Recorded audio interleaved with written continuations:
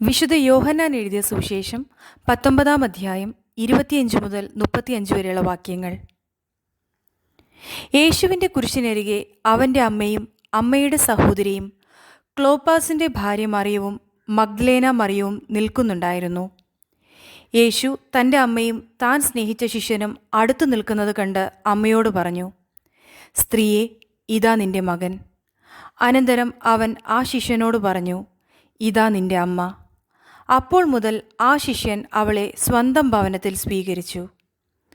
അനന്തരം എല്ലാം നിറവേറിക്കഴിഞ്ഞുവെന്ന് അറിഞ്ഞ് തിരുവെഴുത്ത് പൂർത്തിയാകാൻ വേണ്ടി യേശു പറഞ്ഞു, എനിക്ക് ദാഹിക്കുന്നു. ഒരു പാത്രം നിറയെ വിനാഗിരി അവിടെയുണ്ടായിരുന്നു.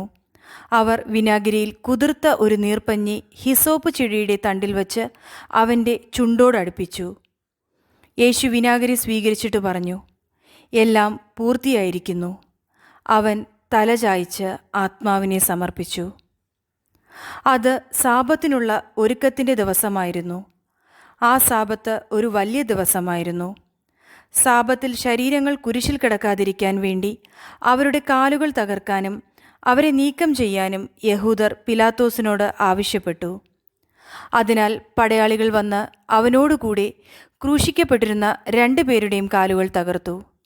അവർ യേശുവിനെ സമീപിച്ചപ്പോൾ അവൻ മരിച്ചു കഴിഞ്ഞു എന്ന് കാണുകയാൽ അവൻ്റെ കാലുകൾ തകർത്തില്ല. എന്നാൽ പടയാളികളൊരുവൻ അവൻ്റെ പാർശ്വത്തിൽ കുന്തം കൊണ്ട് കുത്തി.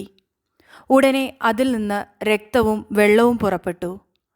അത് കണ്ടയാൾ തന്നെ സാക്ഷ്യപ്പെടുത്തിയിരിക്കുന്നു. അവൻ്റെ സാക്ഷ്യം സത്യവുമാണ്. നിങ്ങളും വിശ്വസിക്കേണ്ടതിന് താൻ സത്യമാണ് പറയുന്നതെന്ന് അവൻ അറിയുകയും ചെയ്യുന്നു. കർത്താവിൻ്റെ സുവിശേഷം.